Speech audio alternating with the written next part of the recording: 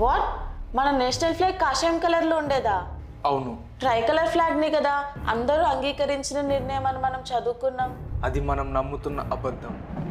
1931లో Congress party నియమించిన flag committee ఒక report release చేసింది.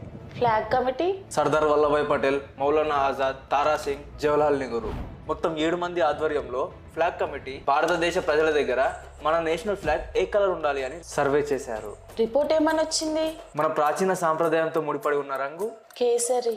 దేశ జెండా కూడా కేసరి రంగులో ఉండాలి అని భారతీయులందరూ చెప్పారు. పటేల్, నెహ్రూ, ఆజాద్ కమిటీలో ఉండే 7 మంది కూడా దేశం యొక్క నాగరికతకు మన సంస్కృతికి కాషాయం రంగు ప్రతిబింబం అని వారు భావించారు. అందుకు అశోక చక్రంతో ఉన్న కాషాయ జెండా మన నేషనల్ ఫ్లాగ్ గా ఉండాలని కమిటీలో ఉన్న 7 మంది సంతకాలు చేశారు. మరి అది ఎందుకు ట్రై కలర్ ఫ్లాగ్ గా మారింది? అప్పుడే ఆ ఫైల్ ఇంకొకరి దగ్గరికి వెళ్ళింది. ఎవరి దగ్గరికి? గాంధీ దగ్గరకు ఫైల్ రాగానే గాంధీ ఫైల్ పాడేశాడు. కమిటీ 2 ఏళ్ల శ్రమను, కీలక నాయకుల సంతకాలు ఆయన పట్టించుకోలేదు. త్రివర్ణ పతాకం ఉండాలని ఆయన నిర్ణయించాడు. కమిటీ కాషాయం జెండాను reflection of an ancient soul గా చూస్తే, గాంధీ మాత్రం జెండాని మతాల మధ్య పొలిటికల్ కాంట్రాక్ట్ గా చూశాడు.